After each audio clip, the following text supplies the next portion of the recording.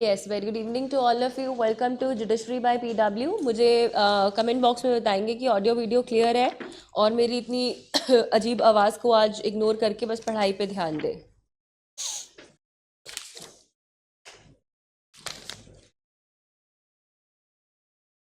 हाँ जी, where were you जय?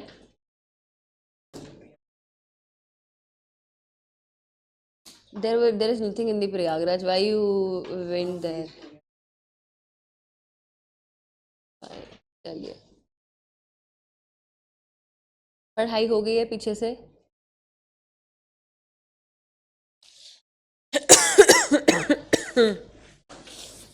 Volume कम कीजिए। Yes, hurry up hurry up hurry up, audio video clear है?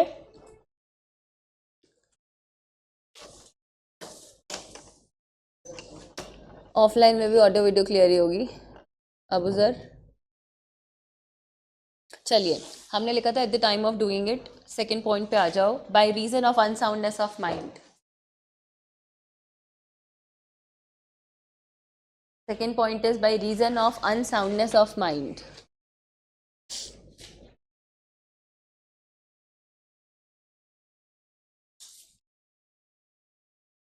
Unsoundness जो मेंटल अनसाउंडनेस, मेडिकल अनसाउंडनेस दोनों ही हो सकती हैं। और आज थोड़ा जल्दी जल्दी लिखो। By reason of unsoundness of mind, the accused has a burden of proving the accused has a burden of proving his medical unsoundness. The accused has a burden of proving his medical unsoundness, that is, he was suffering from medical mental disease. That is, he was suffering from medical mental disease.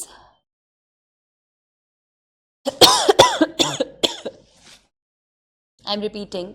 The accused has a burden of proving his medical unsoundness.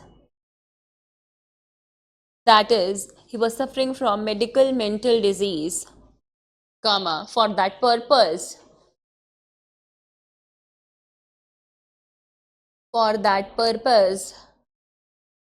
he can present some medical certificate. For that purpose, he can present some medical certificate of his treatment, or the court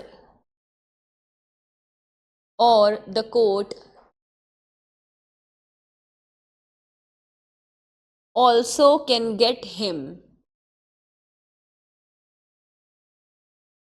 Also, the court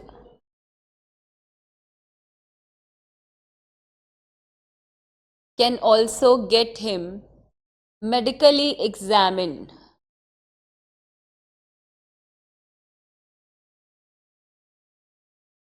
कहते हैं ना कि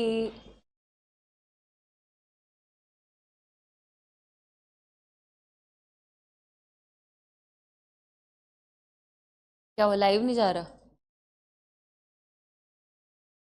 good evening Saurabh Gupta. अच्छा, okay, चलो, मुझे लगा पता नहीं कौन ही आ गए। वो आपको क्या कह रहा है? वो आपको कहते हैं कि जब आप बोलते हो कि at the time of doing it, फिर आप बोलते हो by what reason, by because of unsoundness of mind, तो आप कहेंगे कि आप कोर्ट में कहेंगे कि भाई मैं मेडिकली अनसाउंड हूँ, तो आप कोर्ट में सर्टिफिकेट जो है वो प्रोवाइड करेंगे। या कोर्ट जो है, अगर उनको लगता है कि भाई आपका सर्टिफिकेट फेक हो सकता है, तो कोर्ट अपने लेवल पे आपको क्या करा सकती है? मेडिकली एग्जामिन करा सकती है। आगे लिखो। The court will not simply believe upon the medical certificate presented. The court will not simply believe. The court will not simply believe upon the medical certificate presented by him.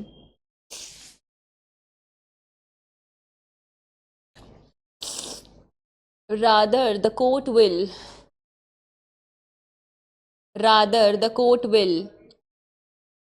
cross check with the medical evidences. Rather, the court will cross check with the medical evidences that whether mental unsoundness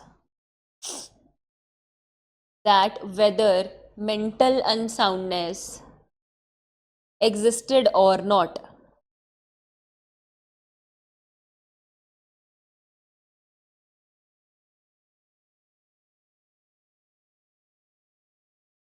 नीचे लिखिए, मैं सिर्फ आपको ये समझाने के लिए लिख रही हूँ कि आप जो है चीज़ें इस तरह से पेपर में लिख सकते हैं. The court will also take the doctor's opinion. The court will also take the doctor's opinion regarding the symptoms of that disease,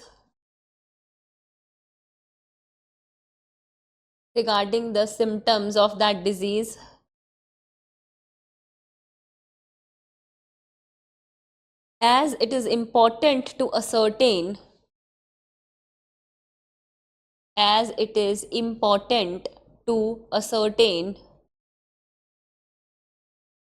that the conduct of the accused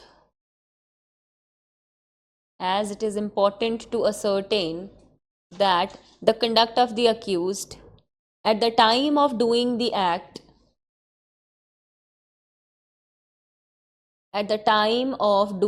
act showed the symptoms of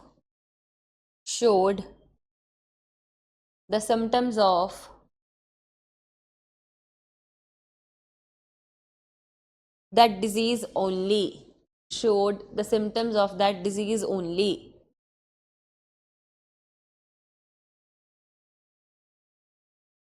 तो court सिर्फ ऐसा नहीं करेगा, court जो है वो doctor के opinion को भी लेगा. आगे लिखो, this part of section 22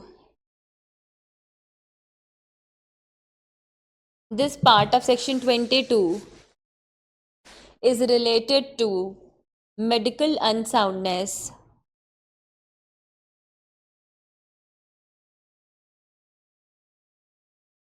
This part of section 22 is related to medical unsoundness, and despite explicit that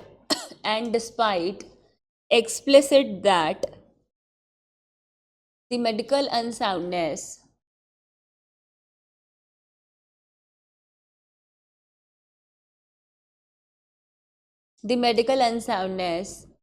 should be the reason of legal unsoundness. Medical unsoundness should be the reason of legal unsoundness. In order to take the defense of section 22.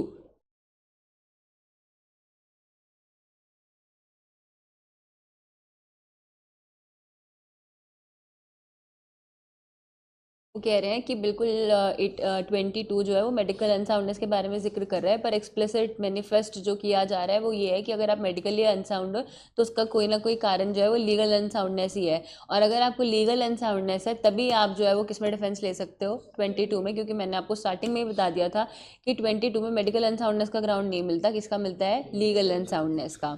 Third point लिखिए, incapable of knowing the nature of the act.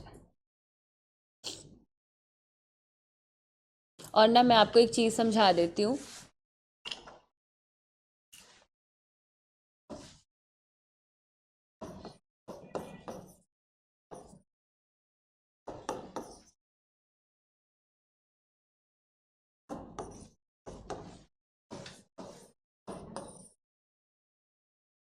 जब हम बोलते हैं by reason of unsoundness of mind, अपनी copy में या अपनी हर जगह ना इस चीज़ को याद रखिएगा, whenever we say by reason of unsoundness of mind, तो यहाँ पर they are talking about medical oblique mental unsoundness.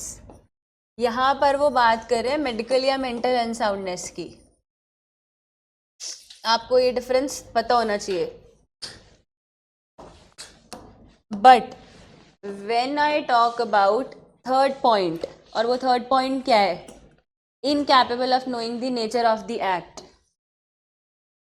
Incapable of knowing the nature of the act. Please understand for your entire life that now this point, that you are incapable of understanding the nature of the act, that whether this act is wrong or not, contrary to the law or not, this is legal unsoundness.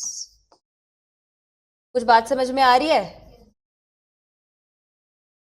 तभी हम कह रहे हैं कि legal unsoundness में ही medical unsoundness include है. So this part, that you are incapable of knowing the nature of the act, this part is legal unsoundness. कुछ समझ में आया? नहीं? चलो चलो चलो, अगर समझ में आता है ना तो ऐसे ऐसे करना है, ऐसे ऐसे नहीं. ठीक है, चलो लिखो. The word incapable have been used in, the word incapable. अपने साथी को कहाँ छोड़ा है? वो शिफ्ट नहीं हुआ है अभी तक? शिफ्ट नहीं हुआ है साथ में पार्थ? अच्छा ठीक है, आप लोग अलग अलग हो. ठीक है. The word incapable have been used in section 22. The word incapable have been used in section 22 in order to relax the degree of burden of proof upon the accused. The word incapable have been used in section 22 in order to relax the degree of burden of proof upon the accused.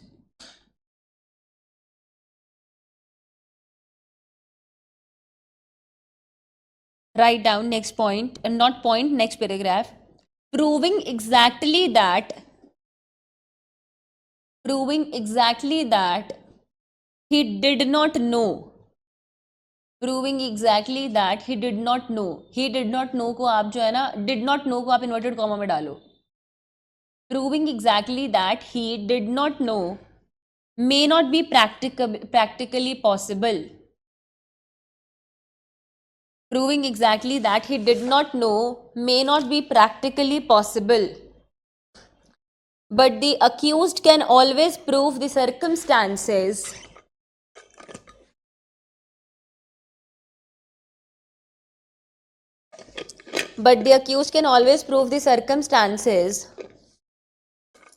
including his conduct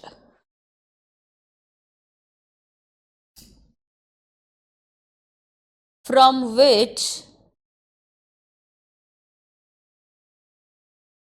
on the basis of the test of a prudent person, on the basis of the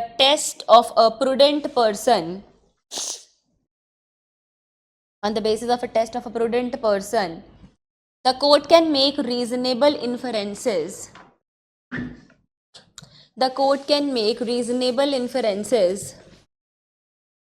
About the state of the mind of the accused.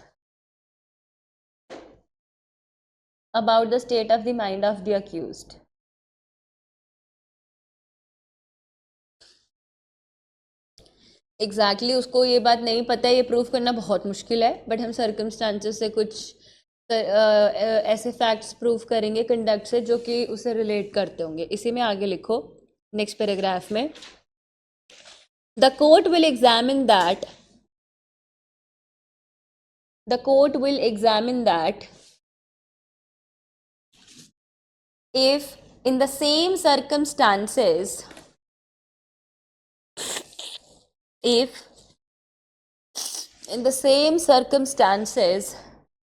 with the same medical illness,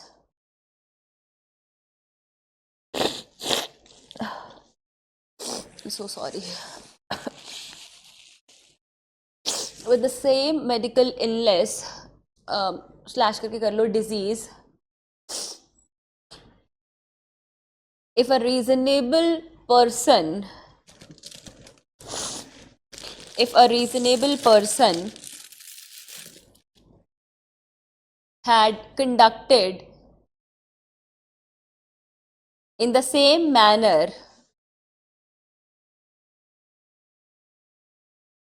then could it be said that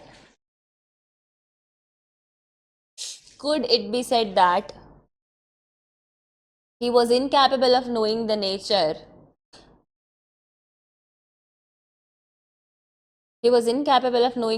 of the act etc. जो भी और इसके elements हैं. If yes comma करके लिख लो. If yes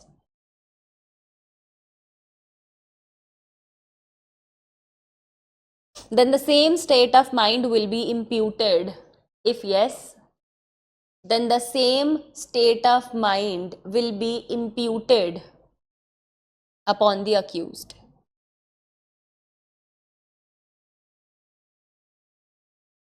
State of mind will be imputed upon the accused.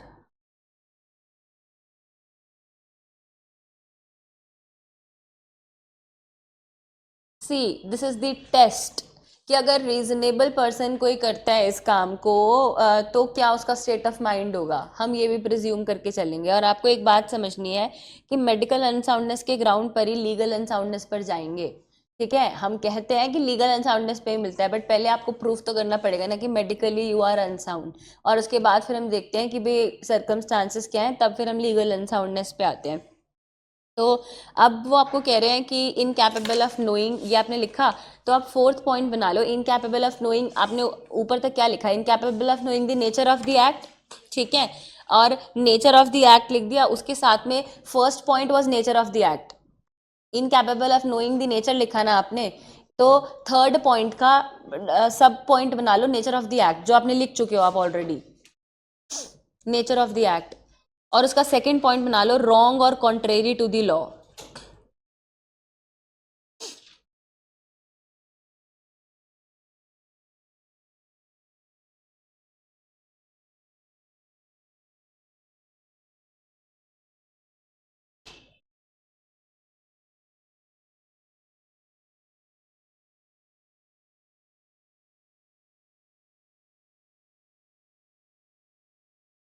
तो वो कह रहा है कि नेचर आप प्रूव कर दोगे. फिर वो कह रहा है कि रॉन्ग और कॉन्ट्रेरी टू दी लॉ, कि या तो वो चीज़ गलत है, ठीक है, रॉन्ग है, या फिर लॉ उसको क्या मानता है, लॉ के कॉन्ट्रेरी मानता है. तो इसमें मुझे कुछ नहीं लिखवाना. अब आप एक चीज़ को समझो, please write down.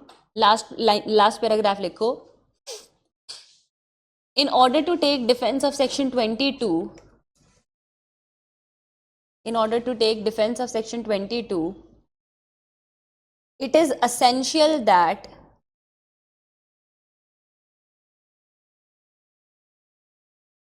the cause and effect relationship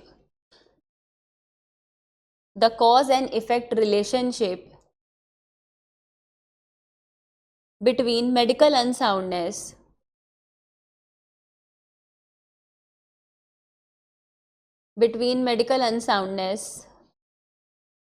and legal unsoundness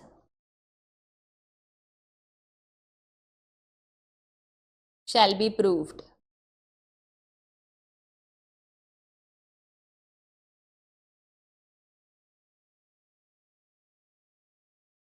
Write down.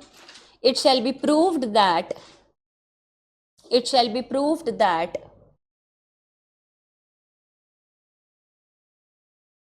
accused was incapable of knowing the nature of the act.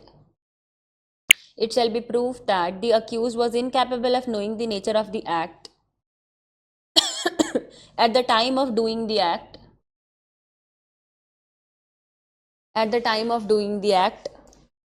And even if he was not so incapable,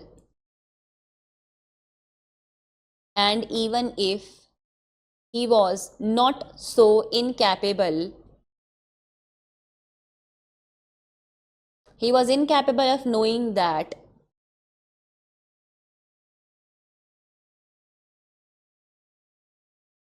incapable of knowing that what he is doing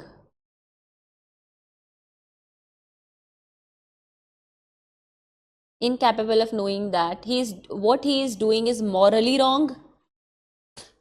What he is doing is morally wrong,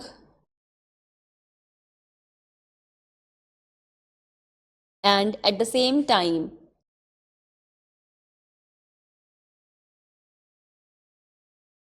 he was also incapable of knowing that, and also he was incapable of knowing that what he was doing is legally wrong.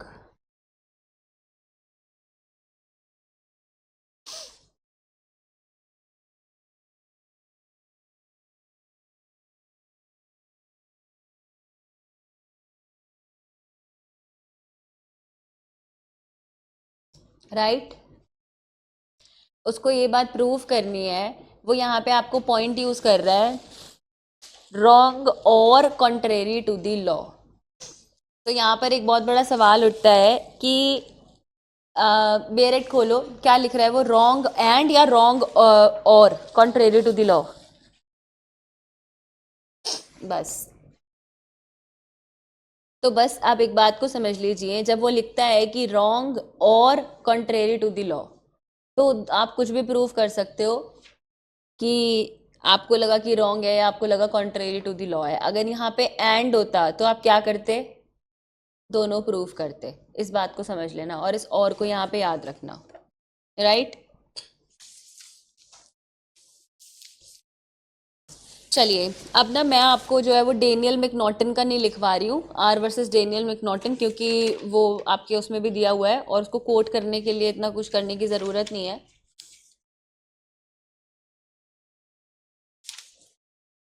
आप जो है, आप मैंने आपको उस दिन delirium ट्रिमेंस लिखवा दिया था कि वो उसी में से है। अच्छा चलो, विपिन आपके लिए है, अब आप क्वेश्चन को समझिएगा, इनको क्वेश्चन पता है, मैं उसका आंसर डिक्टेट करा रही हूँ, घर जाके उसके आंसर को पढ़िएगा। क्वेश्चन समझ लो, क्वेश्चन बड़ा सिंपल सा है कि 25 नवंबर की बात है, 25 नवंबर को एक अक्यूज्ड, यू अंडरस्टैंड अक्यूज्ड, ठीक है, एक अक्यूज जो है वो एम्प्लॉई है रेलवे में, बड़ौदा में, ठीक है। तो उसके उसने ना सुबह सुबह कंप्लेंट किया कि वो अभी मतलब कि अपने आप को ठीक महसूस नहीं कर रहा है, इसलिए वो ऑफिस लेट आएगा। वो ऑफिस चला गया, ऑफिस जाने के बाद उसको अपनी तबीयत सही नहीं लगी तो उसने कैजुअल लीव ले ली, और उसने 11:30 बजे ऑफिस से वो बाहर आया, और 1:40 पे वो अपने नेबर के घर में एंटर करता है और उसकी डॉटर को, जो कि 1.5 साल की होती है, नाइफ से मारकर आ जाता है और वापस अपने घर आके सो जाता है। करीबन 4 बजे बच्चे की डेथ हो जाती है। 140 पे मार के आए तो वो लोग हॉस्पिटल वगैरह लेकर गए होंगे, और जब वो मार के आते हैं तो मस्त अपना मार के आके घर पे आराम से सो जाता है। तो अब जो है ना, इसके साथ क्या है कि जब इंटेरोगेशन हुआ, सब कुछ हुआ, तो चाकू नहीं मिला, और कभी चाकू नहीं मिला, पूरा केस सॉल्व हो गया, बट चाकू नहीं मिला कि वो जिस चाकू से वो मार कर आया था, और ना ही उसने बताया किसी को कि चाकू कहाँ पर है। अब इसके पीछे की स्टोरी ये है कि जब उसको अरेस्ट किया गया तो वो बिल्कुल नॉर्मल था, वो उसकी कोई अनसाउंडनेस नज़र में नहीं आ रही थी, पर इसका बैक रिकॉर्ड ये था कि इसकी मेडिकल हिस्ट्री ऐसे थी कि 1 साल पहले जो है इसको साइकेट्रिस्ट के पास दिखाया जाता था। साइकोफिमेनिया के इसको जो है वो अटैक्स आते थे। साइकोफिमेनिया इज़ समथिंग लाइक कि आपका साउंड माइंड नहीं है, बट 1 साल पहले वो दिखाता था, उसके बाद जो है उसने कभी नहीं दिखाया। अरेस्ट होने के बाद 3rd वीक ऑफ दिसंबर में अगेन उसमें ये साइकोफेमेनिया के सिम्टम्स देखे गए थे। 25 नवंबर को ये इंसिडेंट हुआ था, तब वो नॉर्मल था। 1 साल पहले तक वो ट्रीटमेंट करा रहा था, 1 साल से कोई ट्रीटमेंट नहीं चल रहा था। 25 नवंबर को ये सब हुआ। 25 नवंबर के बाद 3rd वीक ऑफ दिसंबर में उसको सेम डिसऑर्डर्स देखे गए। तो हमने आपको कहा you have to decide defence of section 22, कि आपने सेक्शन 22 का डिफेंस लेना है। सेक्शन 22 बात करता है अनसाउंडनेस ऑफ माइंड की। समझ में आ गई बात, कि जब मैंने एक्ट करा तो मैं कैपेबल नहीं था समझने के लिए, अनसाउंड माइंड का था, मुझे नहीं पता था कि वो रॉन्ग है या कॉन्ट्रेरी टू लॉ है। क्वेश्चन समझ में आ गया? आप लोगों ने आंसर भी लिख लिया, अब आप मेरा आंसर लिखना शुरू करो।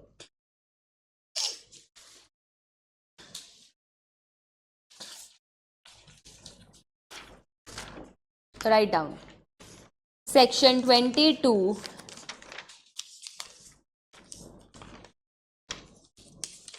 of BNS read with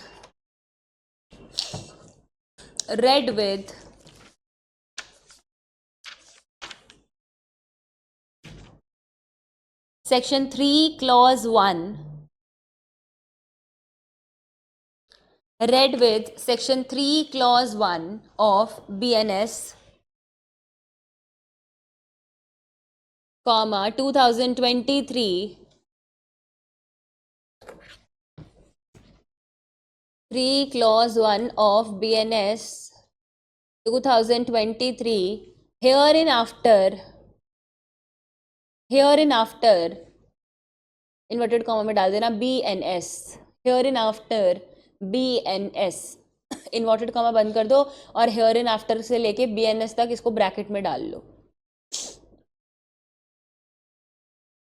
कुछ बात समझ में आ रही है? आपका इसका मतलब यह है कि आपने पहले बता दिया कि भाई मैं पूरे आंसर में भारतीय न्याय संहिता बार बार यूज नहीं करूंगा और मैं जो है वो क्या यूज करूंगा, BNS, और आपको ये अपने हर सब्जेक्ट के हर आंसर में ऐसे ही लिखना है। ठीक है, चलो राइट डाउन। आपने लिखा 22 रेड विद 3 क्लॉज 1 ऑफ भारतीय न्याय संहिता 2023 here in after BNS bracket and inverted comma बंद creates a defense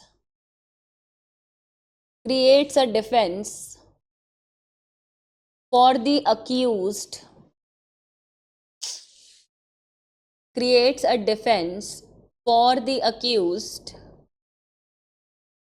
on the principle that, I am repeating, creates a defense for the accused on the principle that unsound person cannot form a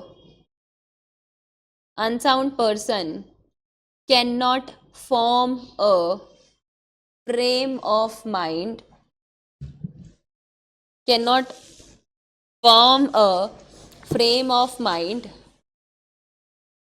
necessary to commit a crime.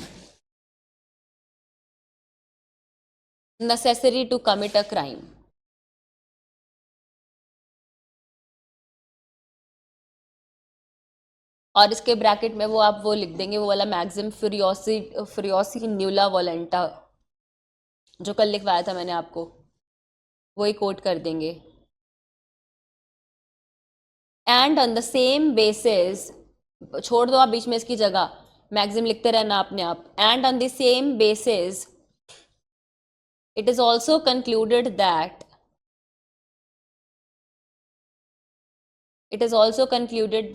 इधर पूरे में लिख देंगे acts non facit reum nisi mens sit रिया, छोड़ दो इसको भी, लिखते रहना बाद में अपने आप, actus non facit reum nisi mens sit rea, line छोड़ दो। It is also concluded that, maxim लिख देंगे, फिर लिखिए an act cannot be guilty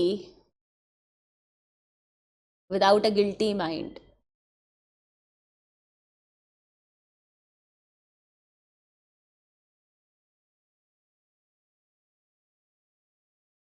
And is not found to be applicable in the cases of unsound persons. And act cannot be guilty without a guilty mind. Is not found to be applicable in the cases of unsound persons.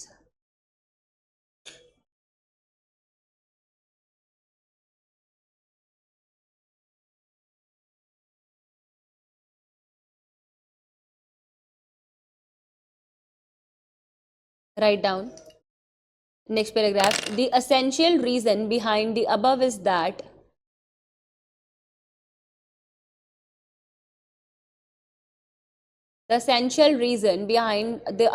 that the act of such a person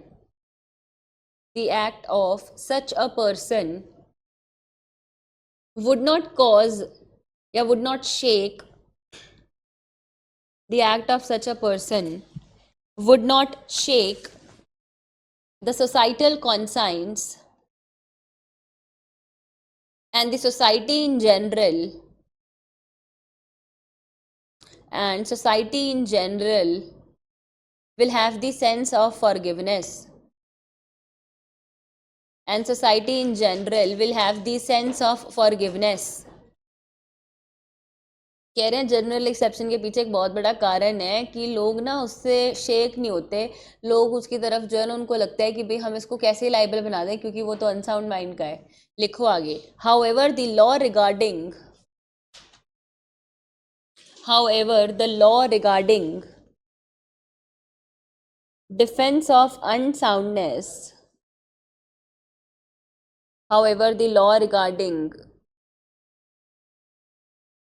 the defense of unsoundness under section 22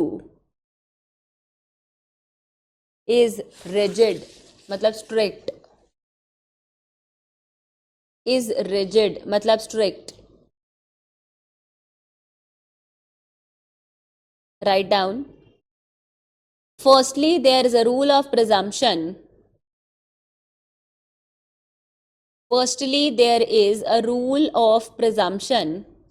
BSA का barrack देना. Firstly, there is a rule of presumption against the existence. Firstly, there is a rule of presumption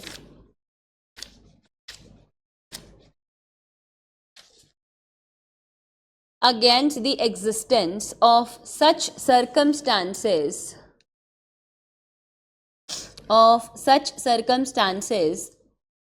under section 108,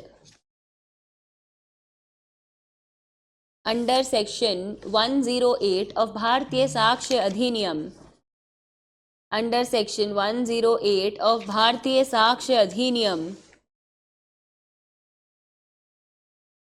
read with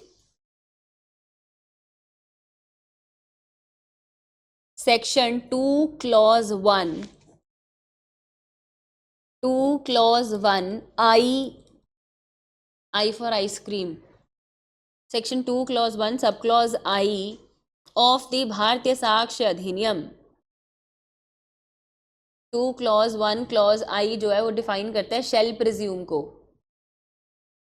लिखो, the court shall presume that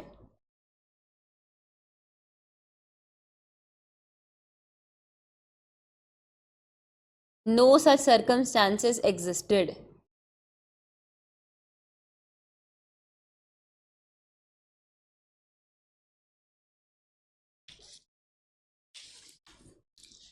The court shall presume that no such circumstance existed. Thus, the burden upon the defense, thus the burden upon the defense will be to rebut the presumption,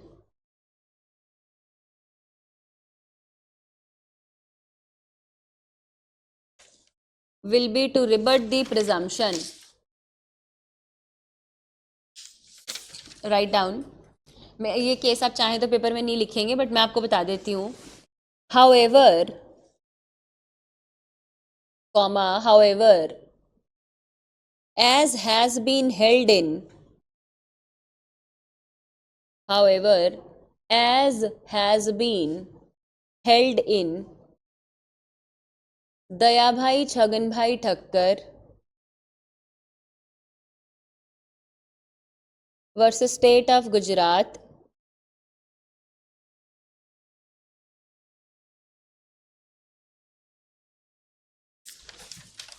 that the burden upon the accused, that the burden upon the accused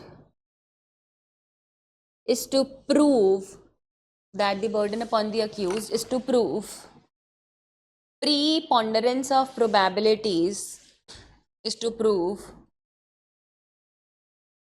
preponderance of probabilities, that is to prove the surrounding circumstances, that is to prove the surrounding circumstances including his preceding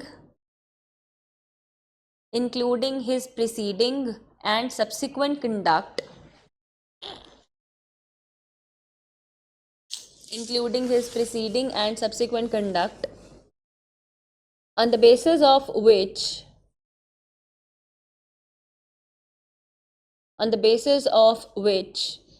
the court can make reasonable inference about his state of mind, on the basis of which the court can make reasonable inference about his state of mind. Full stop. Next paragraph, the accused has to prove. The accused has to prove, और वो दो dots लगा के sign hyphen का first point लिखो, accused को क्या क्या प्रूव करना पड़ेगा. Write down the first point. He was suffering from some pre-existing medical unsoundness. He was suffering from some pre-existing medical unsoundness.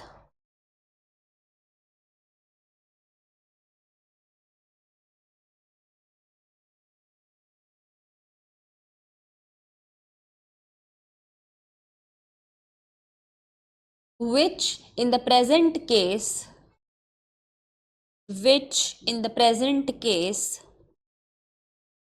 accused has sufficiently proved. Which in the present case the accused has sufficiently proved.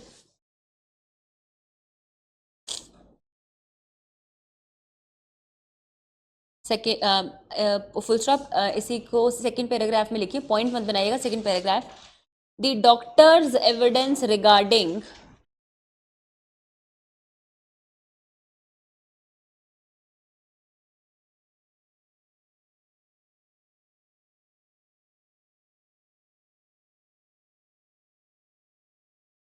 psychophomania is clearly on record. The doctor's evidence regarding psychophomania, SCHIOPHEMIA, psychophomania is clearly on record.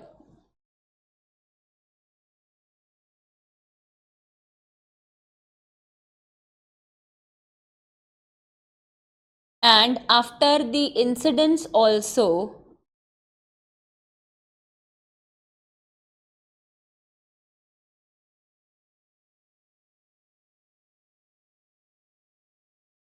his psychophomania conduct is on record.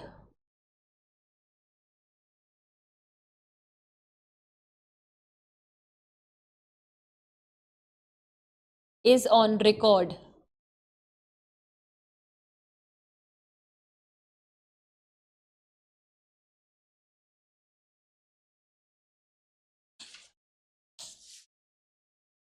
लिखिए second point. However,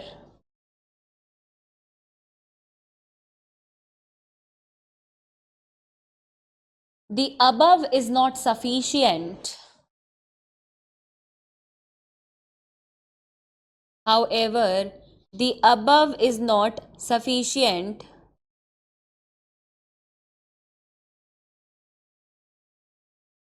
comma, he has to prove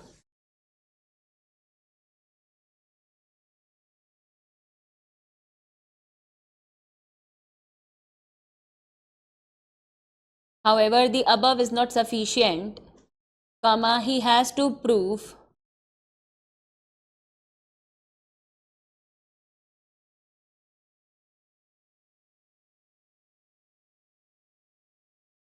the specific state of mind. He has to prove the specific state of mind specified in the later part of section 22.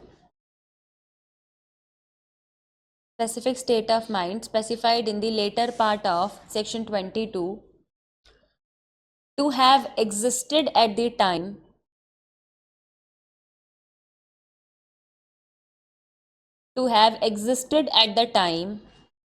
when he did the act and also that it was due to the medical unsoundness, and also that it was due to the medical unsoundness.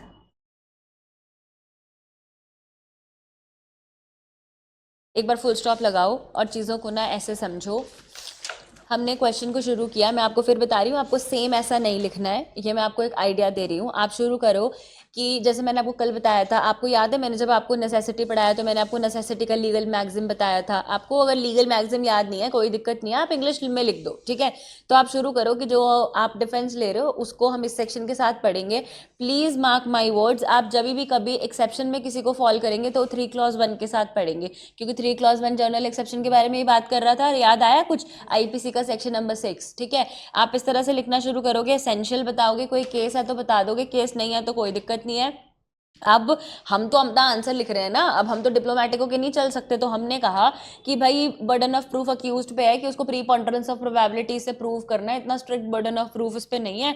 तो हमने कहा कि देखो मुझे ऐसा लगता है, क्योंकि ऐसा मैं आंसर लिख रही हूँ ना कि he was suffering from some pre existing medical unsoundness. क्यों? क्योंकि हमें उसकी मेडिकल रिपोर्ट पता थी कि 1 साल पहले तक वो साइकाट्रिस्ट को दिखा रहा था कि उसको साइकोफेमेनिया के अटैक्स आते हैं। फिर हमने एक दूसरा पॉइंट ले लिया कि बिल्कुल हमें स्टेट ऑफ माइंड जो है प्रूव करना पड़ता है, और हमारे केस में तो ये सबूत पक्का हो गया कि 1 साल पहले तक तो वो दिखा ही रहा था, अरेस्ट होने के बाद भी उसको 3rd वीक ऑफ दिसंबर में साइकोफेमेनिया के जो है वो अटैक्स आए हैं। समझ में आ गई बात? अब आप आगे लिखो डज द, और सुनो मेरी बात, आपको ऐसे नहीं लिखना। आपने क्या लिखा है? He was suffering from some pre existing medical disease, इसीलिए हमें लग रहा है कि इस केस में जो है सफिशिएंटली प्रूव हो चुका है। आप अभी पहले कुछ नहीं लिखोगे कि मुझे लगता है कि वो उसको डिफेंस मिलना चाहिए, कहीं लिखवाया है मैंने आपको? मैंने डिप्लोमेटिक आंसर शुरू में इस तरह से लिखवाया है। अब आप आगे लिखो, thus the core issues to be decided are, thus the core issues to be decided are: number 1, whether the accused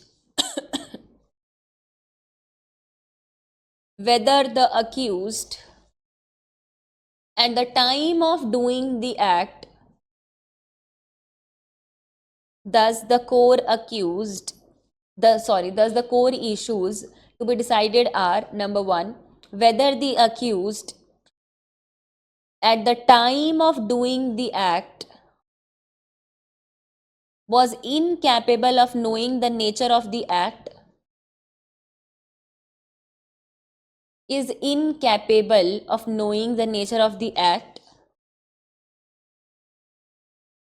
or what he was doing is either wrong, or what he was doing is either wrong or contrary to the law.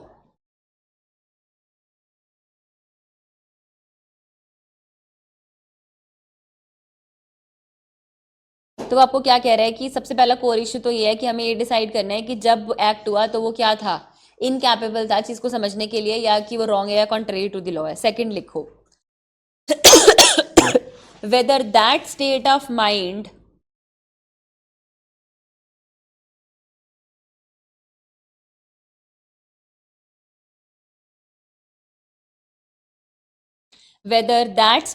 mind was due to medical unsoundness,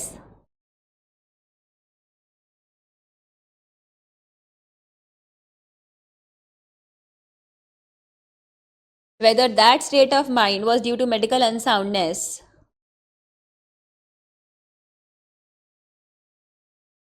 bracket में लिख लो due to existing medical unsoundness,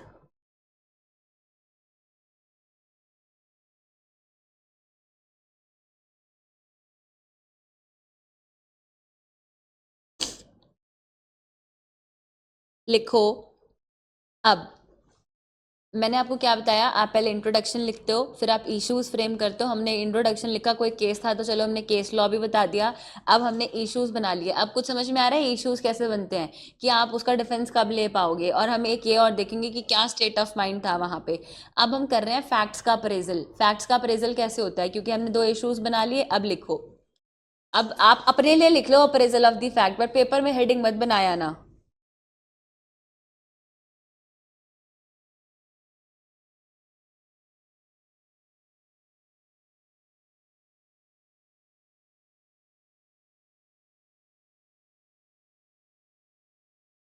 Appraisal of the facts. With respect to the first issue, with respect to the first issue, the fact that the accused took leave, the fact that the accused took leave on the pretext that, on the pretext that he had some important work,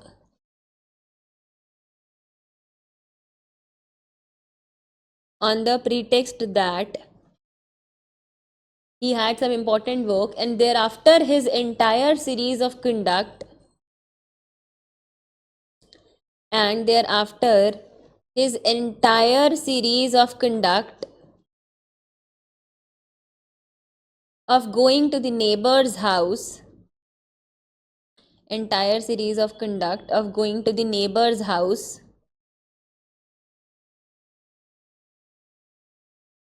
killing the child, killing the child, and coming back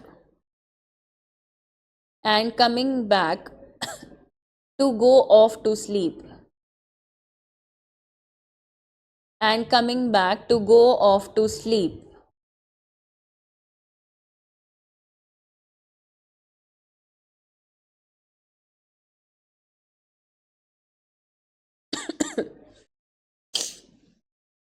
Comma, clearly suggests that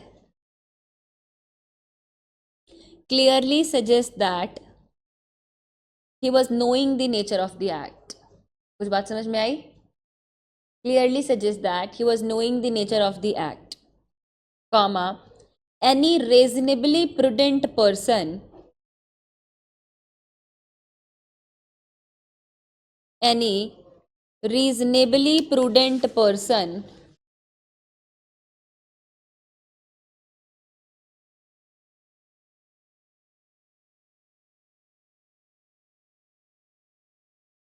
who does any act in such a manner, any reasonably prudent person who does the act in such a manner will certainly know the nature of his act, will certainly know the nature of his act.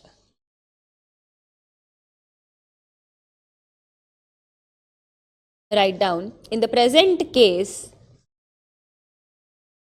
एक आप में से किसी ने लिखा हुआ था in the above question, ऐसे नहीं पेपर में लिखना है इन द अबव क्वेश्चन, मेरे ख्याल आपने लिखा हुआ है, तो ऐसे नहीं लिखना है. चलो, in the present case, the manner in which after killing, the manner in which after killing the accused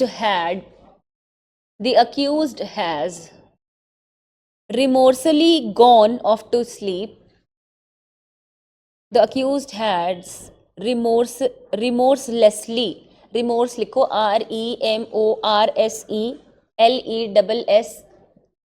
REMORSELESSLY, remorselessly gone off to sleep, may suggest that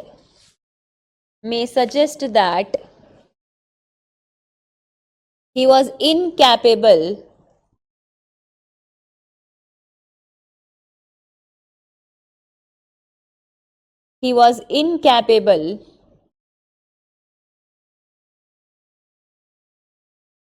of moral wrongfulness,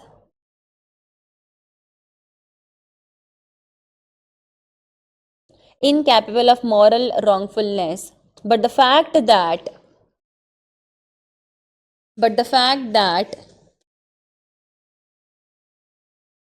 he had hidden the knife after the murder,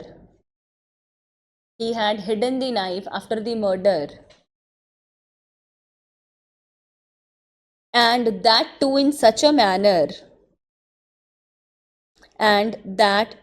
in such a manner, that it could not be recovered, ऐसा ही हुआ ना, छुपाया और मिला भी नहीं, that it could not be recovered, clearly suggest that,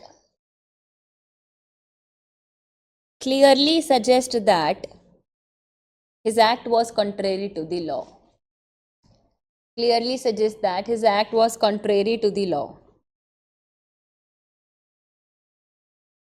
Thus, second next paragraph में लिखो, thus answer to issue number 1, thus answer to issue number 1 is in the negative, is in the negative. Write down next paragraph. As to the second issue,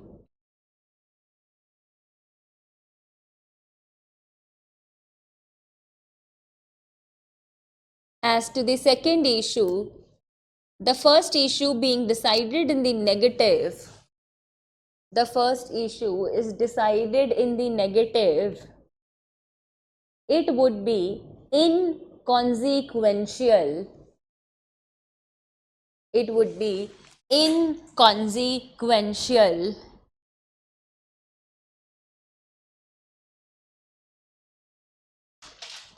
to get into the examination of the second issue. It would be inconsequential to get into the examination of the second issue. Full stop. Write down. Last line. Accordingly, the plea of the defense, accordingly, the plea of the defense of section 22, accordingly, the plea of the defense of section 22 of Bharatiya Nyaya Sanhita shall be rejected.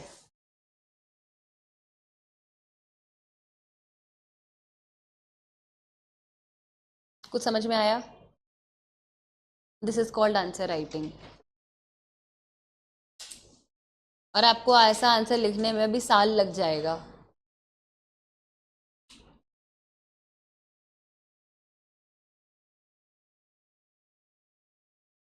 क्या लगा आपको? शुरू में लगा कि हाँ भाई इसको तो मिलना चाहिए, और आप सोच रहे होगे कि मैम ये क्या कर दिया आपने, इसको तो डिफेंस मिलना चाहिए था.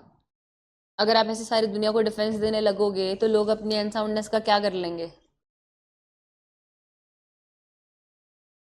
क्योंकि कुछ बात समझ में आई. मैंने आपको लिखवाया था कि कहीं ना कहीं उसके दिमाग में एंटिसिपेशन था कि उसकी सिस्टर का जो है अफेयर चल रहा है, या वो उस घर में जो वो है उसकी सिस्टर को जो है वो परेशान करता है. तो कहीं ना कहीं क्वेश्चन ही आपको इंटेंशन क्लियर कर दे रहा था.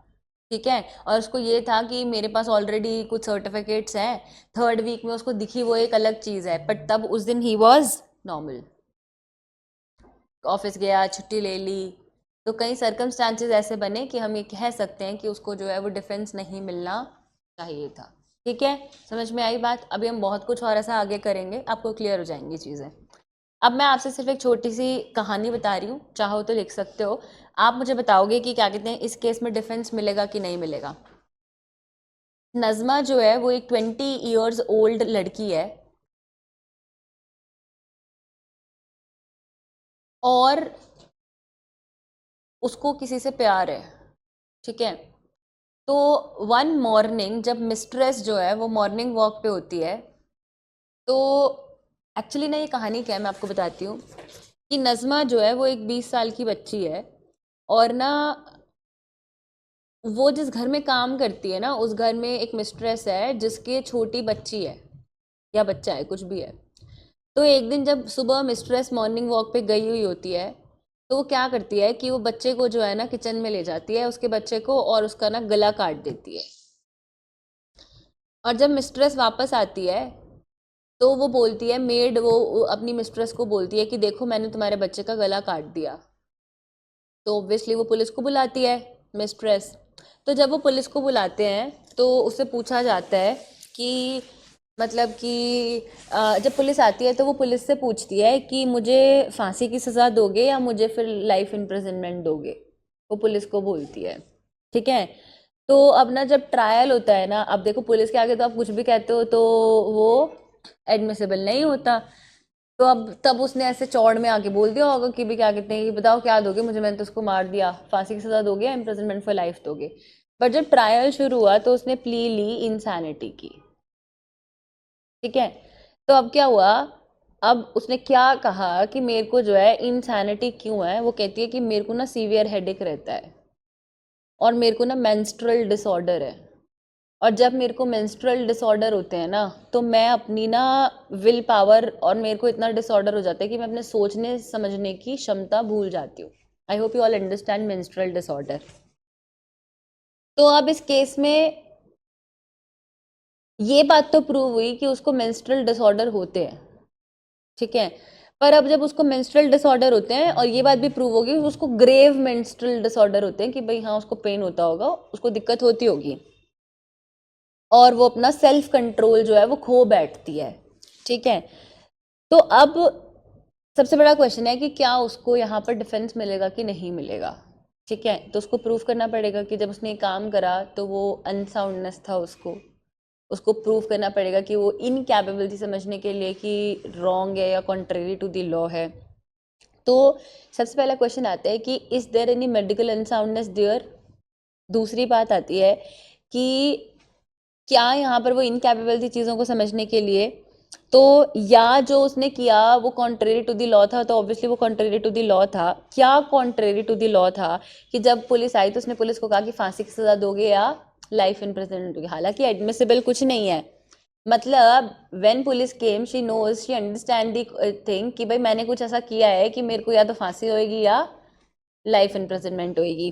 तो अब जब ऐसे केसेस आते हैं तो यहाँ पर उसका डिफेंस जो है वो डिफीट किया गया, उसको डिफेंस नहीं दिया गया। समझ में आई बात।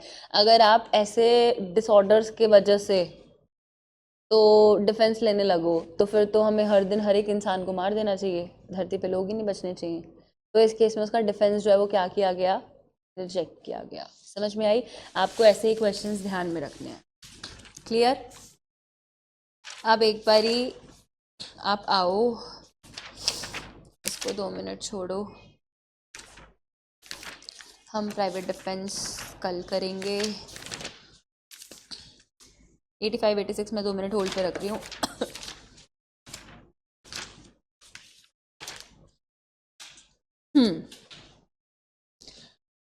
नेसेसिटी का क्या सेक्शन नंबर था बताओ।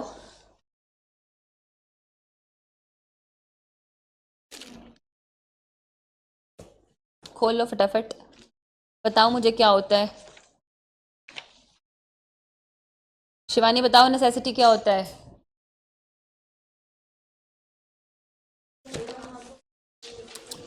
ऐसे नहीं, अच्छे से बताओ।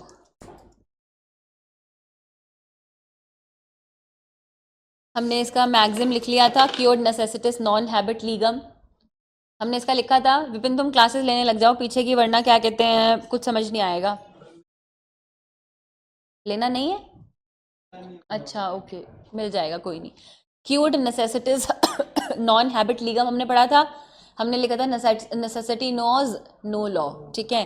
तो आप इसके साथ एक और मैक्सिम लिख लो, नेसेसिटस NECE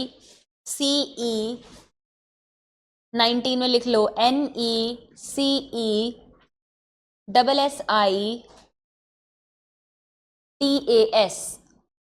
necessitas NECESSITAS necessitas venit VEN sorry VIN CIT necessitas vincit legum LEGEM।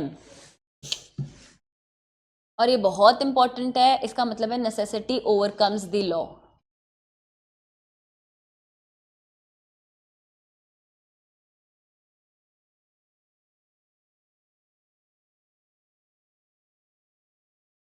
और आप एक लाइन यहाँ पे लिखो, मैं ये छोटे छोटे जितने कॉन्सेप्ट है ना इसकी कुछ इंपॉर्टेंट चीजें आपको बता रही हूँ, आपको पता होना चाहिए। मैंने अभी इंटॉक्सिकेशन को होल्ड पे रखा है, मैं ये छोटा छोटा सारा आपको बता रही हूँ। फिर इंटॉक्सिकेशन का डिक्टेशन और फिर प्राइवेट डिफेंस हम जनरल डिफेंसेस में रह जाएगा। तो आप जो है लिखो, आपने ये 2 मैक्सिम्स लिख लिए 19 के। एक तो वो था क्विड नेसेसिटस नॉन हैबिट लिगम नेसेसिटी नोज नो लो और एक ये नेसेसिटी ओवरकम्स द लॉ, लिखो it is quite equitable and just, it is quite equitable and just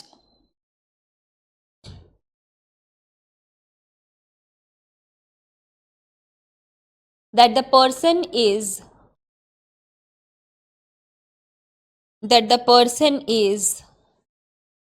facing that the person is facing or faced, FACED, that the person is facing or faced with some imminent danger, comma, he shall be allowed to avoid the danger, he shall be allowed to avoid the danger by taking risk of some other harm.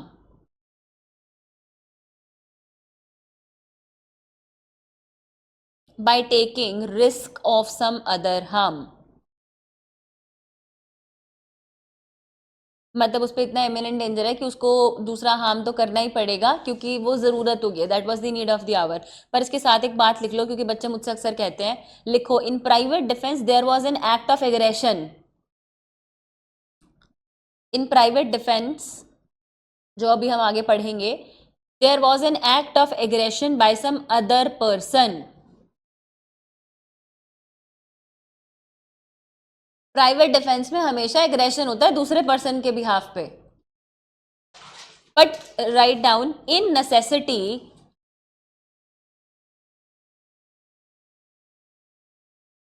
it is a situation of imminent danger।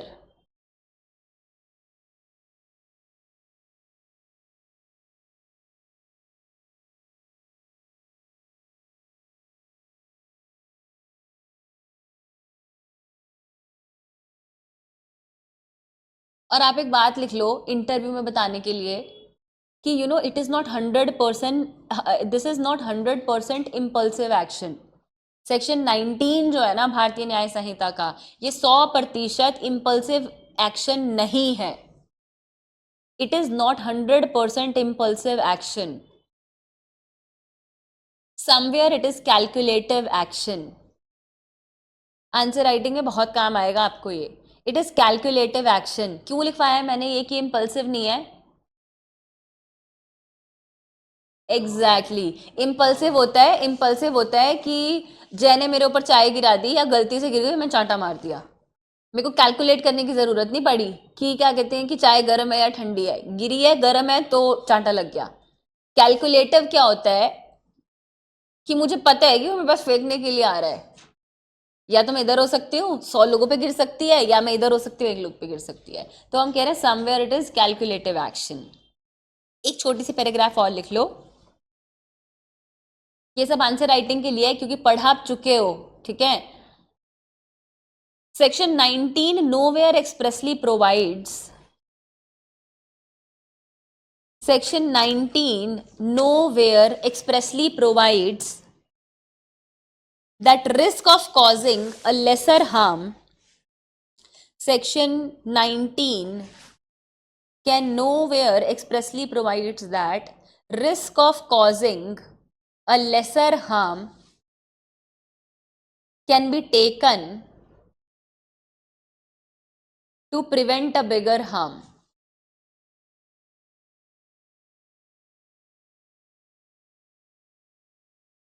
But देखो 19 आपको कहीं पे भी expressly नहीं लिख रहा कि तुम हार्म कॉज कर सकते हो, वो तो हमने इंटरप्रिटेशन निकाल ली कि चलो भैया हम कर लेंगे हार्म कॉज, वो एक्सप्रेसली तुम्हें कहीं नहीं लिख रहा कि कोई बिगर हार्म को प्रिवेंट करने के लिए छोटे वाले हार्म कर लो। लिखो बट द फैक्ट दैट, और इसको आंसर राइटिंग में यूज कर लेना इस पैराग्राफ को, but the fact that good faith is required to be proved, but the fact that good faith is required to be proved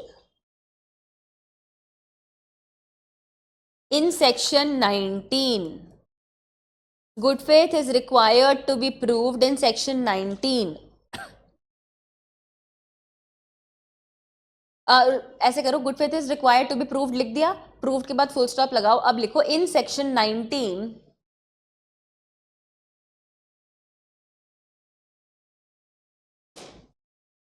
it clearly suggests that it clearly suggests that if a person took the risk of bigger harm, if the person took the risk of bigger harm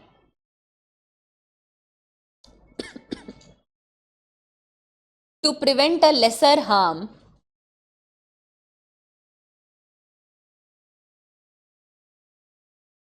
it cannot be said to have acted in good faith. It cannot be said to be acted in good faith. Right? Good faith prove करना बहुत जरूरी है। Good faith prove नहीं करोगे तो बड़ी दिक्कत हो जाएगी, तो गुड फेथ तो प्रूव करना पड़ेगा। अब मैं आपको ना इसके ना मेंस के एग्जाम्पल बताती हूँ। मैंने आपको इसका एक एग्जाम्पल तो वो शिप वाला बता दिया था, शिप डूब गई थी, वो प्लैंक पे था, ठीक है।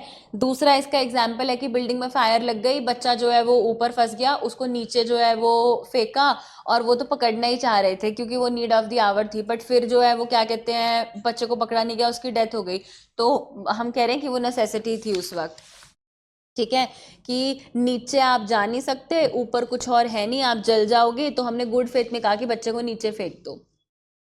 तीसरा एग्जाम्पल ये है कि इसका कि चाइल्ड जो है वो ऊपर छत से गिर गया, ठीक है, अपने आप ही, और वो बहुत सीवियरली इंजर्ड था, तो सर्जन ने जो है ना उसकी सर्जरी कर दी। अब सर्जन को सर्जरी करते समय इस बात का एहसास हो गया था कि शायद बच्चे की डेथ हो सकती है, बट फिर भी उसने उसको ऑपरेट करा, तो यहाँ पर डॉक्टर को 81 का डिफेंस मिल जाएगा, क्योंकि उस वक्त तो क्योंकि वो गुड फेथ में एक्ट कर रहा है।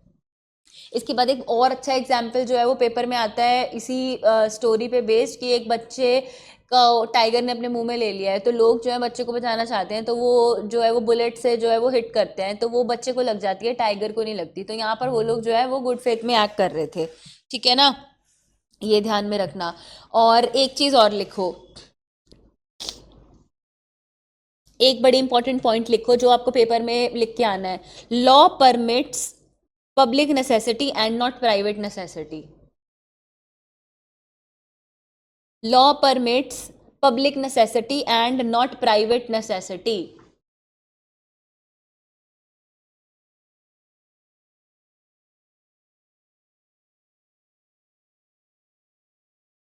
तो क्या कहते हैं, हम ये कहते हैं that law does not permit private necessity. Law कभी भी प्राइवेट नेसेसिटी को परमिट नहीं करता है, इसीलिए हर एग्जाम्पल में क्या है, हर एग्जाम्पल में वही चीज है कि जरूरत थी तो आपने ये काम करा, ठीक है। और अब मैं आपको ये क्यों कह रही हूँ प्राइवेट नेसेसिटी वाली बात, कि लॉ परमिट नहीं करता, बच्चे को मार के खा लिया कि एक ना एक दिन तो ये मर ही जाएगा, और इसीलिए हम तब तक हमारी बोट पहुंच जाएगी, तो वो क्या थी, प्राइवेट नेसेसिटी थी, वो कोई पब्लिक नेसेसिटी नहीं थी।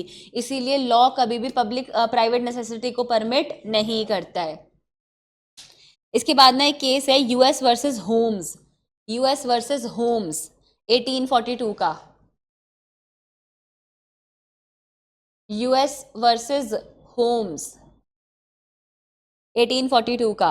एक शिप है जिसका नाम है विलियम ब्राउन शिप, मैंने आपको बताया भी था, एक शिप है जिसका नाम है विलियम ब्राउन शिप, जो कि ओवरलोडेड है पैसेंजर से। कैप्टन ऑफ द शिप जो है वो क्या करते हैं, 14 लोगों को सी में फेंक देते हैं क्योंकि ओवरलोडिंग हो गई थी। तो कैप्टन ऑफ द शिप और क्रू मेंबर्स मिलके 14 लोगों को जो है वो सी में फेंक देते हैं क्योंकि ओवरलोडिंग हो गई थी। तो ये केस जो है ये किस पे बेस्ड है, प्राइवेट नेसेसिटी पे। ये केस किस पे बेस्ड है, प्राइवेट नेसेसिटी पे। और इसके आगे एक बड़ी बड़ी चीज लिख लो, to save your own life you can not take life of others. To save your own life you cannot take life of others।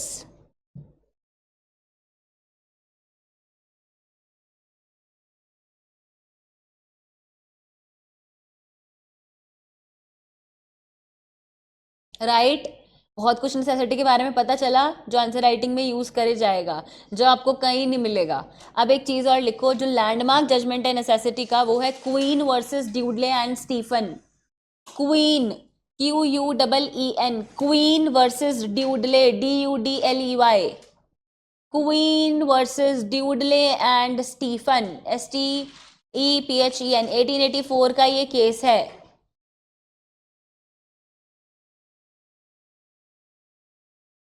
कुछ केस के फैक्ट्स अब थोड़े से चेंज हो गए हैं, आप समझ लो। एक याच होती है जो कि कैस्पराइज जाती है, डूब जाती है।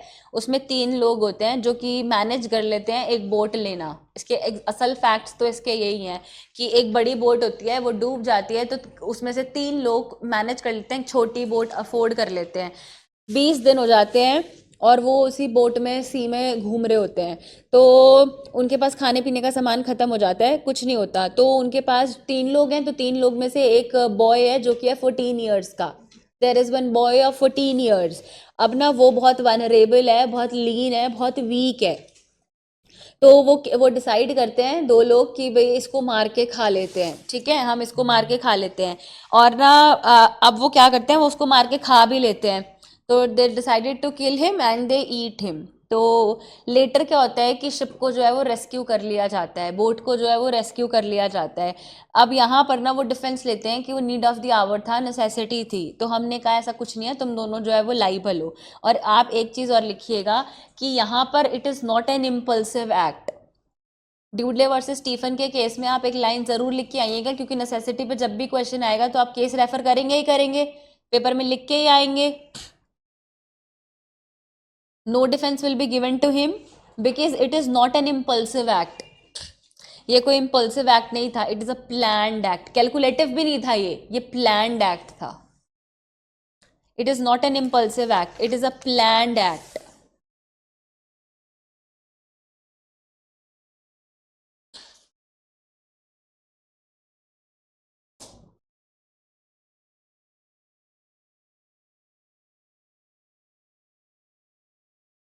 अब एक चीज़ और, आप मुझसे कहोगे कि मैम आप कह रहे हो कि प्राइवेट नेसेसिटी पे ये लॉ अप्लाई नहीं होगा, तो फिर मैम वो प्लैंक वाले एग्जाम्पल का क्या, जिसमें बी आता है और ए उसको पुश कर देता है और वो मर जाता है। प्लीज़ अंडरस्टैंड उस केस के फैक्ट्स क्या हैं कि एक शिप होती है जो कि कैप्चराइज कर जाती है, डूब जाती है।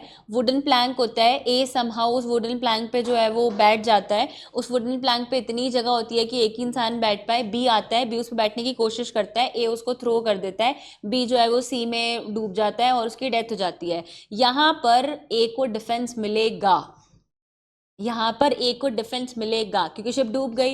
ए ने अपने आप को बचाने के लिए कुछ अपना इंतजाम कर लिया, अब कोई और आएगा तो वो अपने आप को बचाने के लिए तो करेगा ही ना। यहाँ पर किसी और की कोई कहानी नहीं है, उसकी कोई इंटेंशन नहीं है, बट वो अपनी जान भी तो बचाएगा ना। ये थोड़ा ना कि लॉ हमें कह रहा है कि प्राइवेट नेसेसिटी पे बेस्ड नहीं है, तो हम जो है सामने वाले को बोलेंगे तू आके बैठ जा, मैं डूब के मर जाता हूँ। ठीक है, तो यहाँ पर जब उसने खुद ही जो है वो अपने लिए अरेंजमेंट करा है, तो यहाँ पर वो जो है लाइबल नहीं होगा और उसको यहाँ पर डिफेंस मिलेगा। ठीक है, और आप एक चीज़ लिख लो इधर, आप एक चीज़ लिख लो, क्योंकि मुझे पता है ये एग्जाम्पल जो है ना आपको पेपर में आएगा और फिर आप लिख नहीं पाओगे। तो आप सबसे पहले लिख लो, सिचुएशन ये है कि एक शिप जो है वो डूब जाती है, ए को प्लैंक मिल जाता है, ए उस प्लैंक पे बैठ जाता है, बी आता है उस पर चढ़ना चाहता है, ए उसको पुश कर देता है और बी की डेथ हो जाती है। पहले अपनी लैंग्वेज में इसको लिख लो, फिर मैं इसके एक पैराग्राफ आपको बता दूंगी।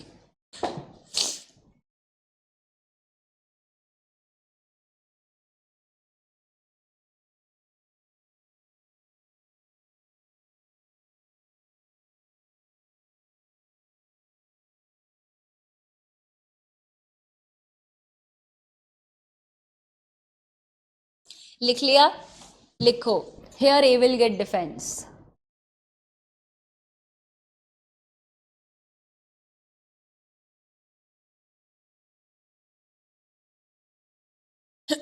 लिखो, in the wooden plank example, in the wooden plank example, A would not be liable because, in the wooden plank example, A would not be liable because firstly he did not push B to kill him.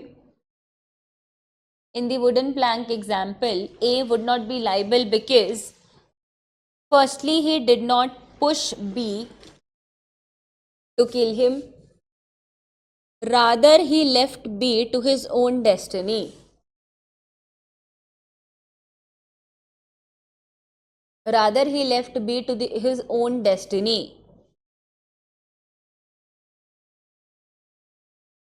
वो मारना नहीं चाहता था। तुम अपने कर्मों का भुगतो, मैं अपने कर्मों का भुगतूंगा। ठीक है, लिखो आगे। Secondly, in the extreme and imminent situation, secondly, in that extreme and imminent situation, it cannot be expected that, secondly, in that extreme and imminent situation, it cannot be expected that one give his own life for the other.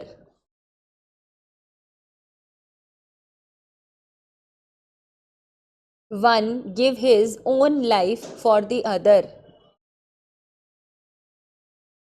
comma, the only choice he had,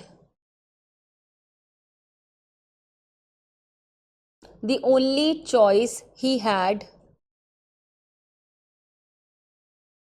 was to push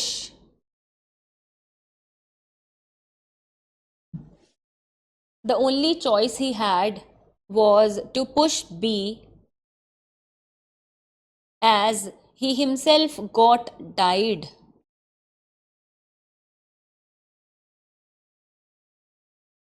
Therefore he will get the defense of necessity.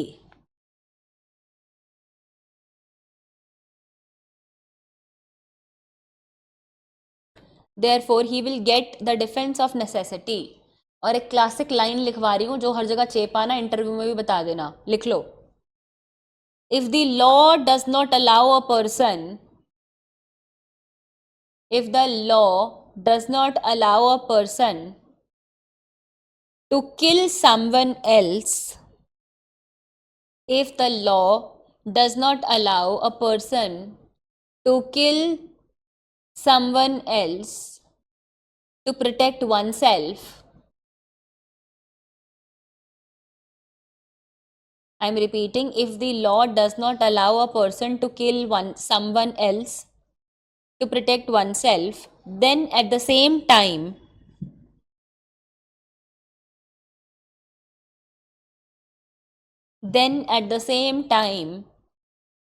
the law does not expect a person, then at the same time, law does not expect a person to kill himself to protect another. To kill himself to protect another.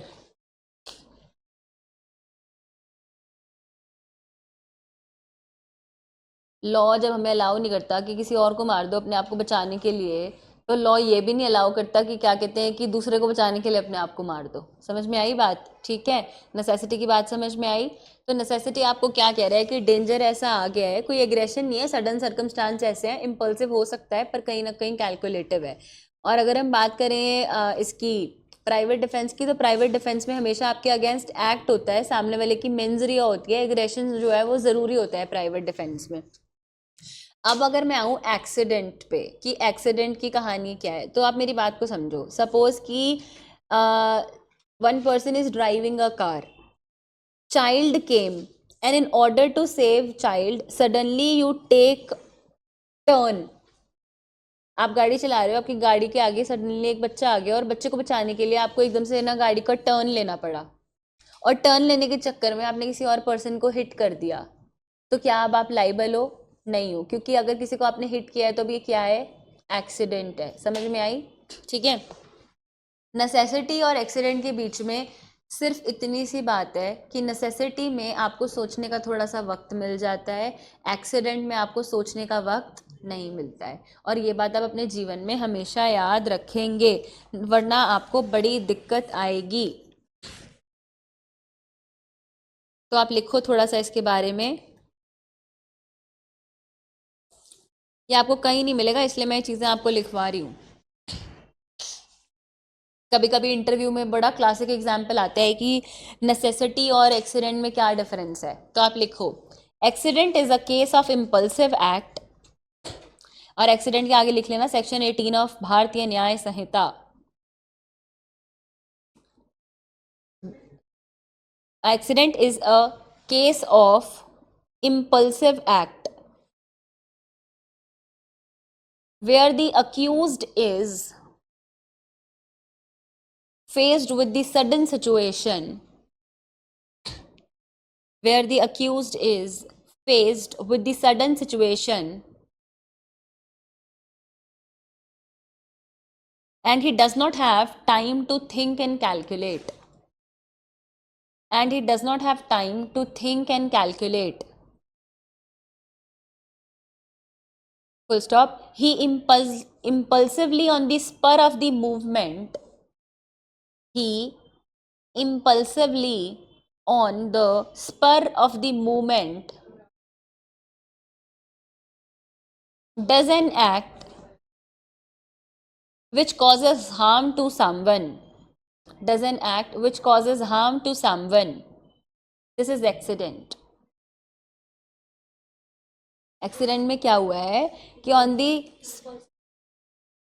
मैं repeat कर देती हूँ, accident is a case of impulsive act where the accused is faced with the sudden situation and he does not have time to think and calculate, full stop.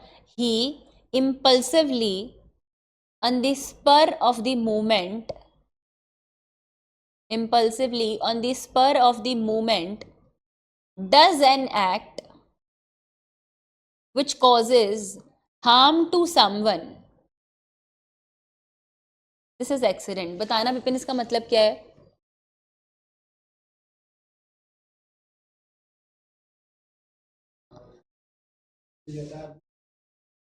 ले लेता है तो impulsive he, but सोचने का वक्त नहीं मिला है आपको। लिखो अब, in cases of necessity, in cases of necessity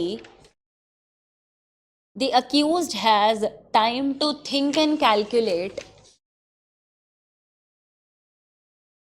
The accused had time to think and calculate, and he is faced with two choices, and he is faced with two choices wherein he takes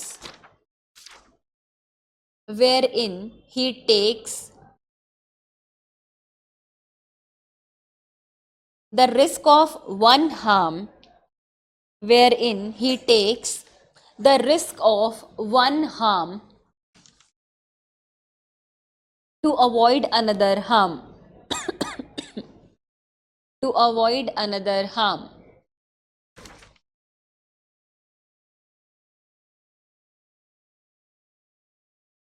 clear हो गया?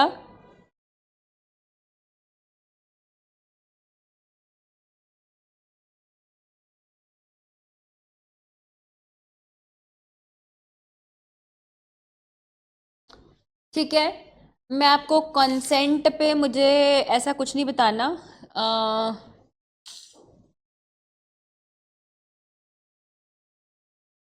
Consent वाले पे मुझे आपको कुछ नहीं बताना, मुझे बस इसमें आपको एक चीज़ समझानी थी। 12 वगैरह आपको पता चल ही गया है।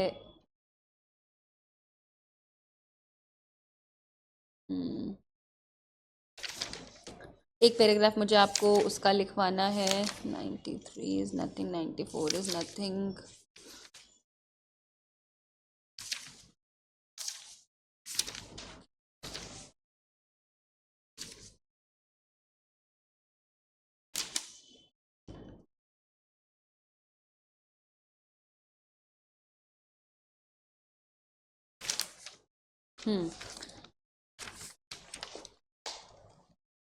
एक चीज़, इंटरव्यू में बहुत बार ये बात पूछते हैं कि सपोज कि कोई जेन्युइन प्रॉमिस किसी ने किया है, सपोज किसी ने कोई जेन्युइन प्रॉमिस किया है कि, मतलब आप कहोगे कि मैम ये प्रॉमिस तो इन्फोर्सेबल ही नहीं है, बट मैं आपको एक जनरल एग्जांपल दे रही हूँ। सपोज किसी ने जेन्युइन प्रॉमिस किया है कि भाई हम लोग शादी करेंगे ही करेंगे, ठीक है, और उसमें ना कोई मेंजरिया नहीं है। बट अब यहाँ पे अगर ब्रीच हो गया है प्रॉमिस का, तो अगर आपको लाइबिलिटी कुछ करनी है तो आप सिविल लॉ में जाओगे। प्लीज मेरी ना डिफरेंस को समझना, कि जब हम कंसेंट की बात करते हैं, जब आप दोनों के बीच में एक म्यूचुअल प्रॉमिस है, ठीक है, और अगर उसका ब्रीच हो गया है, तो ब्रीच कब होगा कि आपने वादा किया होगा आप शादी करोगे, आप शादी नहीं करोगे तो आप सिविल लॉ में चले जाओगे कि आपने प्रॉमिस किया था और अब आपने अपने प्रॉमिस का ब्रीच कर दिया है, तो हम हमेशा सिविल लॉ में जाते हैं। क्योंकि प्रॉमिस जब भी होता है उससे कॉन्ट्रैक्ट फॉर्म हो जाता है, अगर वो कॉन्ट्रैक्ट एनफोर्सेबल बाय लॉ है और अगर आपने उसका ब्रीच कर दिया है तो वो किसके अंडर फॉल करेगा, सिविल लॉ के अंडर फॉल करेगा। बट हम कह रहे हैं कि अगर प्रॉमिस जो है वो फॉल्स है from the beginning, from the first day, और आपका रिक्विजाइट मेंस रिया है, तो अब आपकी कौन सी लाइबिलिटी बनेगी, बस इतनी सी बात समझ लेना।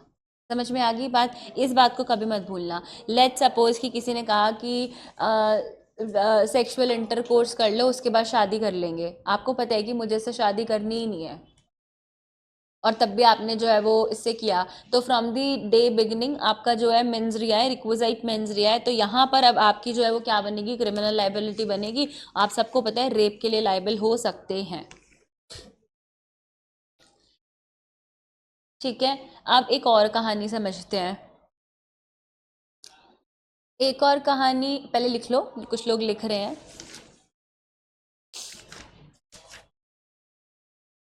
और दूसरी कहानी है कि मिसकैरेज। मैंने आपको बताया था ना कि कंसेंट देके भी अगर मिसकैरेज करवा रहे हो तो जो लॉ की नज़रों में चीज़ गलत है वो गलत ही है, आप उसको कंसेंट देके भी नहीं करा सकते। समझ में आ गई बात, तो बस आप इस बात को ध्यान में रखना। प्रोवाइडेड अगर आपकी जो है मिसकैरेज वाले एरिया की कंडीशंस फुलफिल हो रही हैं तो लाइबिलिटी नहीं होगी। बट अगर आप कंसेंट दे रहे हो तब भी, चाहे जो फीमेल जिसके वूम में चाइल्ड है वो भी कंसेंट दे रही है, तब भी आपकी लाइबिलिटी होगी ही होगी। इस बात को ध्यान में रखना। ये मत कहना कि मैम ऐसा नहीं। फॉर एग्जाम्पल जैसे अब आजकल कितने केसेस आते हैं ना, छोटे बच्चे का मिसकैरेज हो जाता है, हर दिन आए दिन जजमेंट आती है, इतने वीक्स के बाद कोर्ट ने अलाउ कर दिया, इतने वीक्स के बाद कोर्ट ने अलाउ कर दिया। तो these cases are falling under rarest of the rarest cases. समझ में आ गई बात आपको, तो एक तो ये चीज़ आप ध्यान में रखना। अब मैं आपको ना एक चीज़ समझा देती हूँ। मुझे अब आपको थोड़ा बहुत इंटॉक्सिकेशन का डिक्टेशन देना है, बिल्कुल थोड़ा बहुत, और अपार्ट फ्रॉम दैट मेरे को आपको जो है वो प्राइवेट डिफेंस कराना है। पर प्राइवेट डिफेंस का हर सेक्शन में आपको नहीं कराऊंगी, आप प्राइवेट डिफेंस घर से रीड करके आएंगे। मैं आपको उसका एक ओवरव्यू बता दूंगी कि देखो ये है, इंपॉर्टेंट केस लॉस डिस्कस करेंगे सिचुएशन के हिसाब से। और अगर मुझे कुछ लगेगा कि जनरल डिफेंसेस में कुछ बचा हुआ है तो बचा हुआ बचा कुचा कुछ और एग्जाम्पल जो मेंस में पूछे गए हैं, इंटरव्यू में पूछे गए हैं, तो मैं आपको वो सम अप कर दूंगी, और जितने भी सेक्शंस हैं। समझ में आ गई बात आपको, तो इससे जो है ना हमारा कल या परसों, अगर सैटरडे को मुझे यहाँ स्लॉट मिलता है तो सैटरडे को, अदरवाइज डेफिनेटली ऑन मंडे आपका जनरल डिफेंसेस खत्म हो जाएगा। इमीडिएटली आफ्टर दैट हम अबेटमेंट शुरू करेंगे। ठीक है, तो मेरी आपसे रिक्वेस्ट है कि आप एक बार जनरल डिफेंसेस के चैप्टर को अपने स्टडी मटेरियल से, अपनी बेयर एक्ट से और अपनी नोटबुक से, अभी तक हमने जितना किया है पढ़िए। और मैं आपको एक चीज़ बताऊं, मैंने आज एक चीज़ नोट करी, जब मैं आपको कह रही हूँ अच्छा मैंने एक एग्जाम्पल ये दिया है, दूसरा एग्जाम्पल ये दिया है, you people are not writing in your notebook. मैं आपको एग्जाम्पल इसलिए गिनवा रही हूँ क्योंकि यही रिपीटेड एग्जाम्पल जो है वो मेंस में और इंटरव्यू में आ रहे हैं। तो आज का वीओडी देख लेना, और जो एग्जाम्पल्स अभी मैंने लास्ट के 10 मिनट में बताए हैं कि नेसेसिटी के ये एग्जाम्पल इसमें फॉल करते हैं, तो लिख लो कि मैं आपको क्यों कह रही हूँ। क्योंकि ना आप पेपर में जाओगे, पेपर में जाके ना फिर आपको लगेगा कि अच्छा गोली मार दी, और ना कहीं ये तो मिस्टेक ऑफ फैक्ट तो नहीं हो गया, मिस्टेक ऑफ लॉ तो नहीं हो गया, आप उससे कन्फ्यूज कर जाओगे। तो इसलिए मैं कह रही हूँ एग्जाम्पल अपनी कॉपी में साथ साथ लिखते रहा करो। और कल जहाँ तक है हम प्राइवेट डिफेंस करेंगे, बचे कुछ जो एग्जाम्पल्स हैं कहीं और के उन्हें हम डिस्कस कर लेंगे। एंड उम्मीद तो यही है कि चाहे तो कल 2 क्लासेस और लगेंगे, हमारा ये जो है जनरल डिफेंसेस खत्म हो जाएगा। अगेन अबेटमेंट और कॉन्स्पिरेसी बड़ा इंपॉर्टेंट चैप्टर है, क्योंकि और मैं आपको एक और चीज़ बता देती हूँ, पहले ही हम अटेम्प्ट कर चुके हैं। अटेम्प्ट का डिक्टेशन हो चुका है, हम अटेम्प्ट कर चुके हैं, और हम अटेम्प्ट का डिक्टेशन भी कर चुके हैं। तो जब मैं आपको अबेटमेंट और कॉन्स्पिरेसी कराऊंगी तो मैं वहां पर आपको अटेम्प्ट दोबारा नहीं कराऊंगी, इस बात को ध्यान में लेके चलना। और अभी आप सारा रिवाइज करो, आज आपको मैंने आंसर लिखवाया है उसको भी रिवाइज करो, ठीक है, अच्छे से देखो, क्योंकि आगे चल के हमें और क्वेश्चंस की जो है वो आंसर राइटिंग करनी है। क्योंकि ना आपको अब आगे पता भी नहीं चलेगा कि कितनी जल्दी जो है वो सिलेबस आपका हो जाएगा, क्योंकि अबेटमेंट कॉन्स्पिरेसी बहुत ज़्यादा वक्त नहीं लेगा। अबेटमेंट कॉन्स्पिरेसी के बाद थोड़ा बहुत चीज़ें हैं, उसके बाद हम लोग फिर मर्डर और कल्पेबल होमिसाइड में जाएंगे। तो मर्डर और कल्पेबल होमिसाइड अपने आप में एक बहुत लंबा टॉपिक है, समझ में आ रही है बात। तो इसीलिए मैं आपको कह रही हूँ कि अब आप थोड़ा सा सिंसियर हो जाओ, जितना हमने करा है उतने को एक बार पढ़ लो, ठीक है, और चीज़ें सारी रिवाइज कर लो, आंसर राइटिंग जितनी भी हुई है उसको करो। और मैं कुछ ऐसा ही सिचुएशन बेस्ड क्वेश्चन देख के लाती हूँ और मैं आपको देती हूँ, और आपको उसकी आंसर राइटिंग करनी है, ठीक है। थोड़ी सी कोशिश करोगे ना तो ही कर पाओगे, वरना नहीं हो पाएगा। क्लियर? ठीक है, तो आज के लिए इतना ही काफ़ी है, ध्यान रखो, कल मिलेंगे सेम टाइम। लो, और अगर कोई डाउट है तो मुझे बताओ। क्या हुआ विपिन? बताओ बताओ, मुझे बताओ, क्या कह रहे हैं बुजुर्ग वो? दूसरी क्लास शुरू होगी क्या कहते हैं 6:20 पे, और दूसरी क्लास शुरू हो जाती है 6 बजे। बट अभी सर जो है वो शाम में एक और क्लास ले रहे हैं, जो कि शायद सर की कल या आज ख़त्म हो जाए, कल ख़त्म हो जाएगी। तो फिर से आपकी क्लास 6 बजे होने लगेगी, ठीक है। कोई परेशानी? आंसर राइटिंग कर लो थोड़ी बहुत। और तुम लोग को मेंस के और प्री के क्वेश्चन मिल रहे हैं? कर रहे हो उन्हें सॉल्व? आ रहा है कुछ समझ? तुम्हारा रिजल्ट तो आ ही गया है।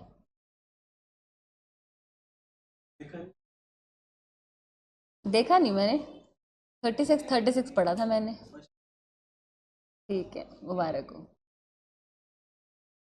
और मेंस का मिल गया टीपीए का? जो जिसमें तुम लोग कह रहे थे 10 में से 2 नंबर मिले हैं, 4 नंबर मिले हैं, वही? तो अब आंसर राइटिंग कर लो, लिख लो, ठीक है। और क्या मैं टीम को बोल दूं कि संडे को तुम्हारा जो है क्या कहते हैं, नेक्स्ट संडे को तुम्हारा जो है कॉन्स्पिरेसी तक क्या है इधर तक का पूरा एक 50 क्वेश्चन का टेस्ट ले लें? बोल दूं टीम को? तो मैं टीम को बोलती हूँ कि तुम्हारा जो है ना ये इनिशियल कॉमन इंटेंशन से लेके जितना भी पूरा का पूरा है ना, इसका जो है एक टेस्ट प्रिपेयर करते हैं, प्रीलिम्स का, ठीक है। तो उसको देना, तुमको कहीं ना कहीं समझ में आएगा। चलो, you guys take care. Online students जो है मुझे बताइए कि क्लियर हुई चीज़ें।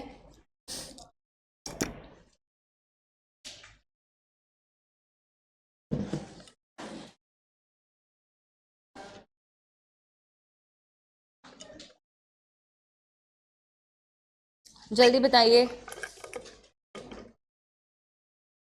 एक तो ना ये सब वाली कंपनियों के डायरेक्ट मत लिया करो। अच्छा,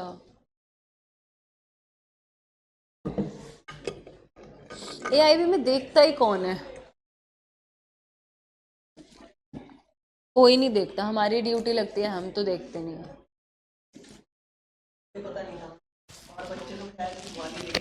हाँ।